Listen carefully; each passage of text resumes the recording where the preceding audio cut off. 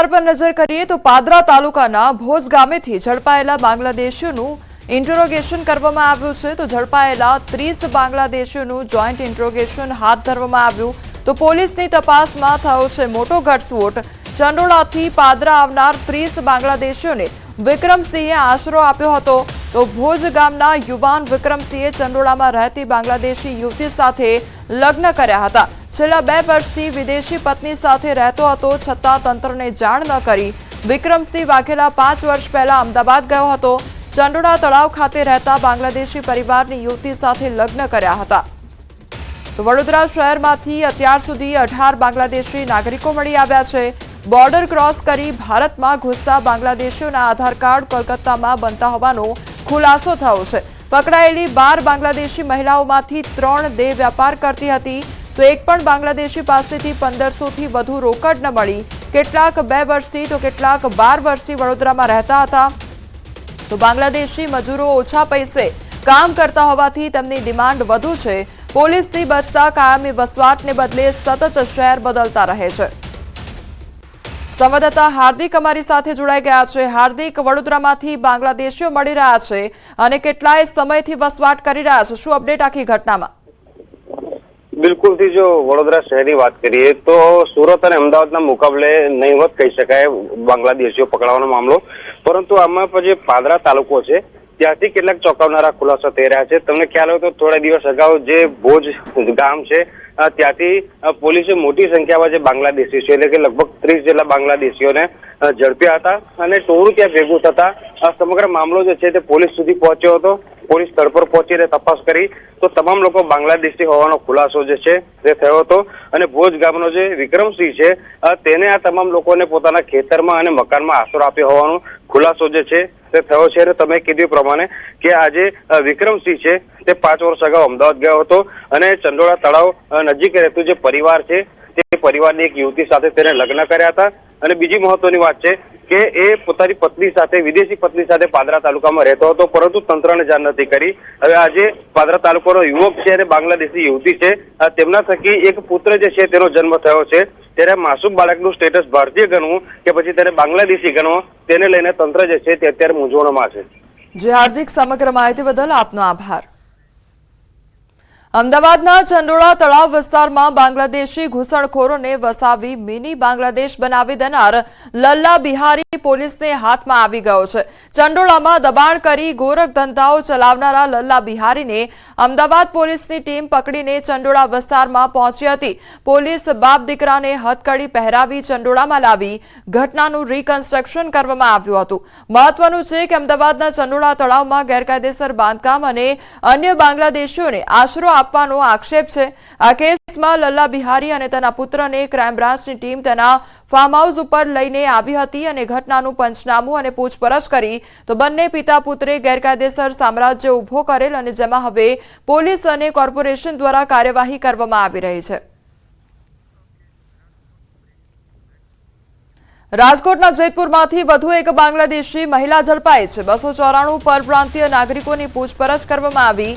બાંગ્લાદેશી મહિલા પાસપોર્ટ કે વિઝા વગર ઘૂસણખોરી કરી હોવાની માહિતી સામે આવી હતી।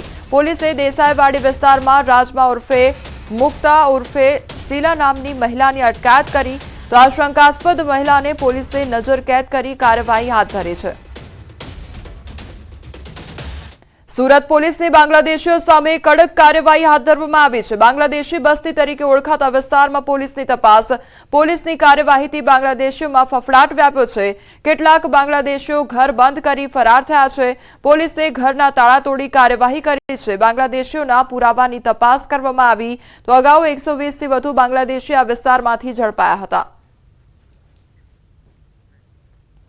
નોઈડામાં રહેતી પાકિસ્તાની નાગરિક અસ્તીમા હૈદર પર હુમલો કરનાર સુરેન્દ્રનગરના યુવકની પોલીસે તપાસ કરી છે। સુરેન્દ્રનગર એ ડિવિઝન પોલીસે હુમલો કરનાર યુવક તેજસ જાનીના ઘરની તપાસ કરી। ઓમનગર વિસ્તારમાં આરોપી રહે છે તેજસ જાની તેમજ તપાસ દરમિયાન આરોપીના મકાનમાં તાળા લાગેલું જોવા મળ્યું હતું તો આસપાસના લોકોને પૂછપરછ કરતા મકાન છેલ્લા 3-4 દિવસથી બંધ હોવાનું સામે આવ્યું છે। હુમલો કરનાર યુવક માતા પિતાના મૃત્યુ બાદ ઘણા વર્ષોથી ઘરે એકલો જ રહેતો હોવાનું પણ બહાર આવ્યું અને આસપાસના લોકોએ યુવક તેજસ જાની માનસિક રીતે અસ્થિર હોવાનું જણાવ્યું હતું। જગ્યાએ આ ઈસમ રહે છે તે જગ્યાની તપાસ કરવા માટે ત્યાં ગયેલ તો એવું જાણવા મળેલ કે છેલ્લા 3 દિવસથી તેનું ઘર બંધ છે અને સામાન્ય રીતે આજુબાજુ પૂછપરછ કરતા એવું જાણવા મળેલ કે આ જે ઈસમ છે તેજસભાઈ જયેન્દ્રભાઈ જાની તે એકલવાયુ જીવન જીવે છે અને માનસિક રીતે અસ્થિર છે। ખેડાના પુનાજ ગામે 14 વર્ષની સગીરા પર દુષ્કર્મનો મામલો અને બકરા ચરાવવા ગયેલી સગીરા પર 2 યુવકોએ દુષ્કર્મ આચર્યું હતું। સગીરા ગર્ભવતી થતા દુષ્કર્મ થયાનો ખુલાસો થયો છે। નરાધમોના પરિવારે ધમકી આપી સગીરાનો ગર્ભપાત કરાવ્યો। મામલો દબાવવા માટે પીડિતાના પરિવારને ધમકી આપવામાં આવી તો લીંબાસી પોલીસ સ્ટેશનમાં પોક્સો એક્ટ હેઠળ ગુનો નોંધવામાં આવ્યો છે।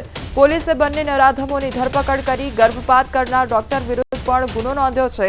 અગાઉ પણ આરોપી ડોક્ટરના ક્લિનિકમાં ગેરકાયદેસર પ્રવૃત્તિ થતી હોવાનું સામે આવ્યું હતું। બનાસકાંઠાના થરાદની ખોડા ચેકપોસ્ટ ઉપરથી ઝડપાયું છે એમડી ડ્રગ્સ। વાહન ચેકિંગ દરમિયાન ઇકો ગાડીમાંથી પોલીસે એમડી ડ્રગ્સ ઝડપી પાડ્યું તો ઇકો ગાડીમાં પેસેન્જર પાસેથી 2 બોક્સ એમડી ડ્રગ્સ ઝડપાયું છે। 375 ગ્રામ એમડી ડ્રગ્સ સાથે 2 શખ્સની ધરપકડ કરાઈ। 37,50,000નું એમડી ડ્રગ્સ કબજે કરાયું તો એમડી ડ્રગ્સ આપનાર અને લેનાર બંનેની ધરપકડ કરાઈ। રાજસ્થાનથી ભુજ લઈ જવાતો હતો આ એમડી ડ્રગ્સનો જથ્થો। તો એમડી ડ્રગ્સના જથ્થાને જપ્ત કરવામાં આવ્યો છે। આ સાથે જે એમડી ડ્રગ્સ લઈ જવામાં આવનાર હતો તેની તેમજ આપનારની પણ ધરપકડ કરવામાં આવી છે। વાહન ચેકિંગ દરમિયાન એક ઇકો કાર વાળો આવે છે એને રોકીને ચેક કરતા એમાં પેસેન્જર તરીકે બેઠેલા વ્યક્તિ પાસેથી 375 ગ્રામ જેટલું એમડી ડ્રગ્સ મળી આવે છે। બજાર કિંમત પ્રમાણે 37,50,000નો ડ્રગ્સ થાય છે। એવી પૂછપરછ દરમિયાન આ ડ્રગ્સ છે એ ભુજનો એક શખ્સ છે કે જેને પણ અમે રાઉન્ડ અપ કરી લીધેલો છે અને એની પાસેથી આ ડ્રગ્સ એને પહોંચાડવા જવાનો હતો। અમદાવાદના સરખેજના કોર્પોરેટર સામે સ્થાનિકોમાં ભારે રોષ જોવા મળ્યો। આરોપ છે કે કોર્પોરેટર તેમના ફ્લેટરનું રીડેવલપમેન્ટ થવા નથી દેતા। અમદાવાદમાં ભાજપના કોર્પોરેટર સામે સ્થાનિકોમાં ભારે રોષ જોવા મળ્યો। સરખેજના કોર્પોરેટર સુરેન્દ્ર ખાચર સામે સ્થાનિકોનો બળવો છે।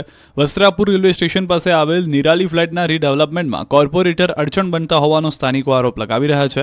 સ્થાનિકોનો આરોપ છે કે ફ્લેટમાં ગેરકાયદે દુકાનો બનાવી છે જેના કારણે તેઓ રીડેવલપમેન્ટ થવા નથી દેતા। સમગ્ર મામલે અહીંના સ્થાનિકો મોટી સંખ્યામાં એકત્ર થઈ આનંદનગર પોલીસ સ્ટેશન પહોંચ્યા। સ્થાનિકોનો એ પણ આરોપ છે કે છેલ્લા 5 વર્ષથી દુકાનો ચલાવી રહ્યા છે પણ હવે જ્યારે અમે નવા ઘર બનાવવા માંગીએ છીએ ત્યારે તેઓ અડચણ બની રહ્યા છે।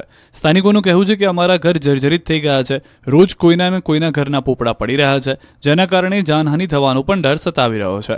સ્થાનિકોનું કહેવું છે કે અમારા બાળકોને કંઈ થશે તો તેની જવાબદારી કોણ લેશે। કોર્પોરેટરના ભાણા પ્રદીપભાઈ ખાચર સતત ધમકી આપી રહ્યા છે જેનાથી સ્થાનિકો કંટાળી ગયા છે। આ તરફ કોર્પોરેટર સુરેન્દ્ર ખાચરનું કહેવું છે કે બિલ્ડર અહીંના સ્થાનિકોને ઉશ્કેરી રહ્યો છે। હાલ સમાચારોમાં બસ આટલું જ। વધુ સમાચાર માટે આપ જોતા રહો ન્યૂઝ 18 ગુજરાતી। નમસ્કાર।